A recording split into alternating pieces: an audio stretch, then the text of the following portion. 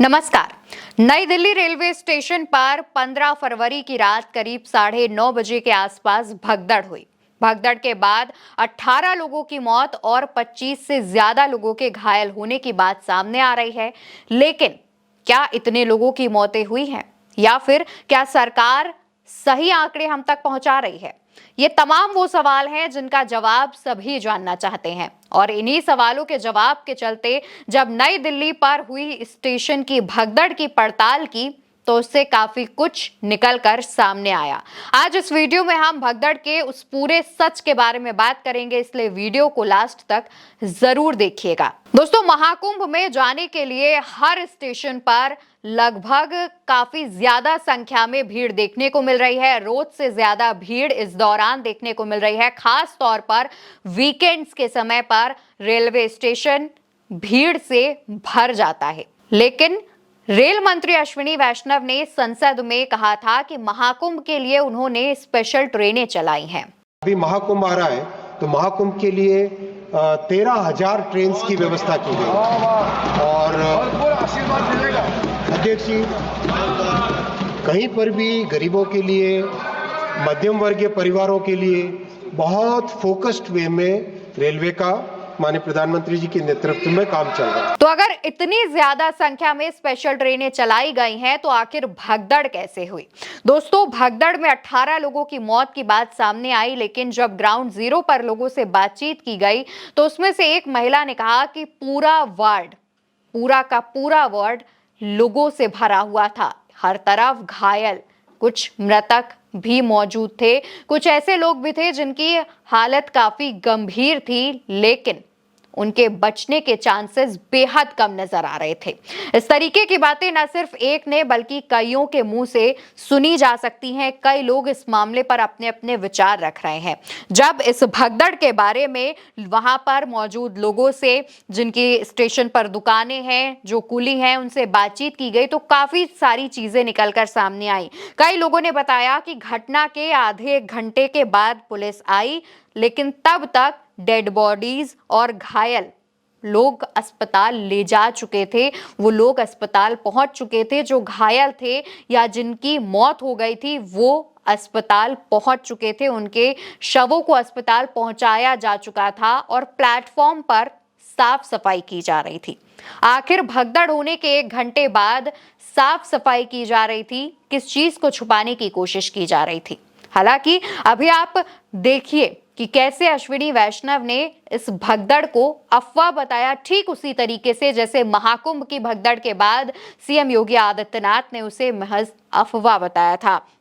दोस्तों, स्टेशन पर कई अधिकारी भी मौजूद थे जिनसे जब बातचीत की गई तो उनमें से एक अधिकारी ने अपनी पहचान जाहिर ना करने की शर्त पर एक मीडिया चैनल को बताया प्रयागराज एक्सप्रेस प्लेटफॉर्म नंबर 14 पर आनी थी। महाकुंभ जाने के लिए यात्री प्लेटफॉर्म नंबर 14 पर इंतजार कर रहे थे। क्योंकि प्रयागराज स्पेशल का कोई तय प्लेटफॉर्म नहीं है, तभी अनाउंस हुआ कि Prayagraj special train platform number 12 पर आएगी। यात्री प्लेटफॉर्म नंबर 14 से 12 पर जाने लगे।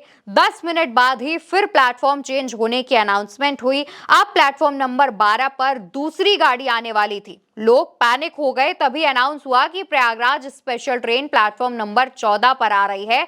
इसके 2 मिनट बाद ही अनाउंस हुआ कि ट्रेन प्लेटफॉर्म नंबर 16 पर आएगी। भगदड़ के बाद स्पेशल ट्रेन प्लेटफॉर्म नंबर 16 से ही चली। तो आखिर ये जो लगातार अनाउंसमेंट की जा रही थी, इसमें गलती कहां पर हुई? क्या रेलवे की तरफ से जो अनाउंसमेंट की जा रही थी उन्हें ही क्लियर नहीं था कि गाड़ी किस प्लेटफॉर्म पर आएगी? ये भी एक बड़ा सवाल है और इस सवाल से रेलवे प्रशासन पर भी कई सवाल उठते हैं। रेलवे प्रशासन क्या इतना लापरवाह हो गया था कि उसे पता नहीं कि कौन सी ट्रेन कब किस प्लेटफॉर्म पर आनी है?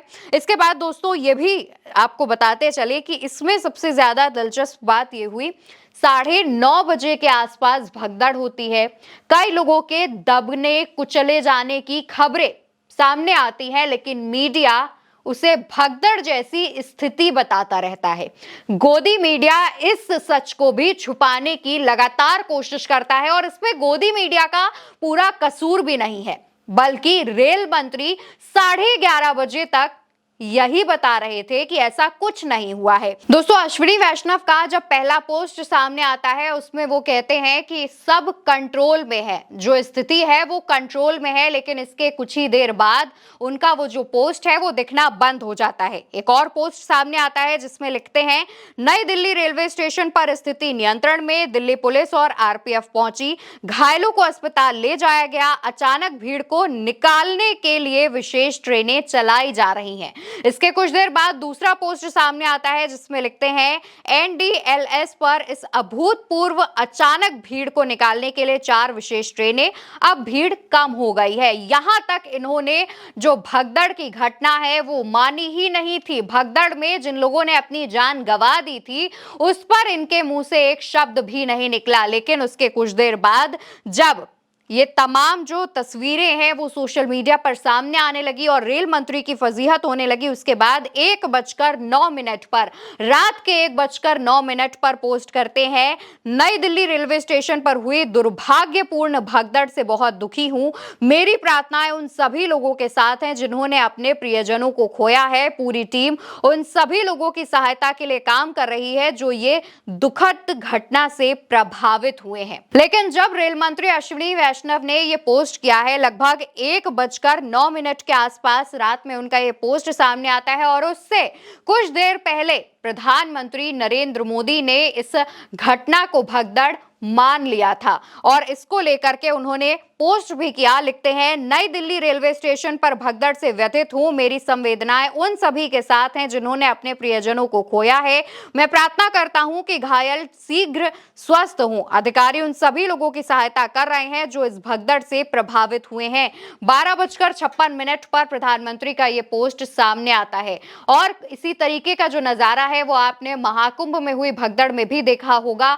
महाकुंभ में जब भगदड़ मची थी उसके काफी समय तक उत्तर प्रदेश के मुखिया योगी आदित्यनाथ कहते रहे कि ये महज अफवाह है। कई मंत्रियों ने, कई भाजपा नेताओं ने भी इसे अफवाह करार दिया। लेकिन जब प्रधानमंत्री नरेंद्र मोदी का इस पर एक पोस्ट सामने आता है उसके बाद इसे भगदड़ माना जाता है और ठीक वैसा नई दिल्ली रेलवे स्टेशन पर हुई भगदड़ के बाद देखने को मिला, जहां पहले 2 पोस्ट में अश्विनी वैष्णव ने यह माना ही नहीं कि भगदड़ मची है, बल्कि वो भीड़ को नियंत्रण करने के लिए विशेष ट्रेनें चलाए जाने की बात कह रहे थे। भीड़ कैसे नियंत्रण में है, कैसे नहीं है, इस पर बात कर रहे थे। लेकिन जो प्रधानमंत्री का इस पर पोस्ट सामने आता है, कहते हैं कि जब इस भगदड़ में जो चीजें हुई हैं उससे मन व्यथित है, उसके बाद अश्विनी वैष्णव का यह पोस्ट सामने आता है। तो क्या जब महाकुंभ से रिलेटेड कोई भी भगदड़ मचती है उसकी खबर पहले प्रधानमंत्री को मिलती है, उसके बाद उनके नीचे के मंत्रियों तक पहुंचती है?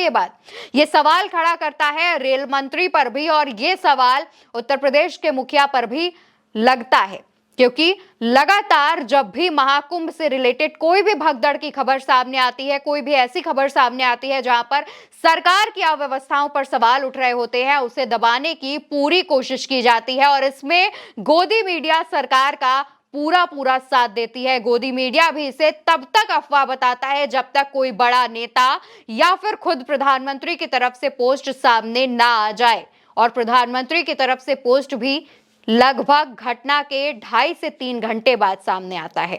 हालांकि दोस्तों, इस भगदड़ में जितने लोगों की मौतें हुई हैं उनको लेकर सरकार ने मुआवजे का ऐलान तो कर दिया है, लेकिन क्या मुआवजा देने भर से आम लोगों की जिंदगी, जिन्होंने अपने प्रियजनों को खोया है, वो ठीक हो जाएगा? क्या सरकार को पहले से नहीं पता था कि लगातार इतनी भीड़ पहुंच रही है, तो इसके लिए ठीक तरीके से इंतजाम किए जाने चाहिए? जानकारी तो ये भी सामने आती है कि जिस दिन ये भगदड़ हुई है नई दिल्ली स्टेशन पर, उस दिन जितनी ट्रेनें चलने वाली थी उनमें से 900 लोगों के बैठने की जगह थी, लेकिन टिकट 1500 तक दिए गए। तो क्या रेलवे को यह पता नहीं था, रेलवे के अधिकारियों को इस बात की जानकारी नहीं थी कि लगातार भीड़ बढ़ रही है तो हम टिकट देना बंद कर दें? या फिर रेलवे सिर्फ मुनाफा कमाने के बारे में, एक रिकॉर्ड बनाने के बारे में ही सोच रहा था? दोस्तों, इस भगदड़ के बाद और ज्यादा जो सवाल हैं वो उठने शुरू हो गए हैं। विपक्ष लगातार रेल मंत्री से उनका इस्तीफा मांग रहा है, मोदी सरकार से सवाल पूछ रहा है, लेकिन अभी तक ना रेल मंत्री ने इस्तीफा दिया है और ना ही मोदी सरकार की तरफ से कोई भी स्पष्टीकरण सामने आया है। हालांकि जांच कमेटी बना दी गई है, जिसकी रिपोर्ट कब सामने आएगी, उसमें कितनी सच्चाई होगी, इस बारे में भी किसी को कोई जानकारी नहीं है। लोगों का तो ये कहना है कि 18 से ज्यादा लोगों की मौतें हुई हैं। लोग लगातार ये दावा कर रहे हैं, ठीक उसी तरीके जैसे महाकुंभ में भगदड़ के बाद लोगों का कहना था कि 30 से ज्यादा मौतें हुई हैं, लेकिन उस पर भी सरकार ने आधिकारिक आंकड़े जारी नहीं किए। इस पर संसद में भी सवाल पूछा गया था, उसके बावजूद ऑफिशियल आंकड़े नहीं दिए गए और इस बार भी कुछ वैसा ही सीन देखने को मिल रहा है।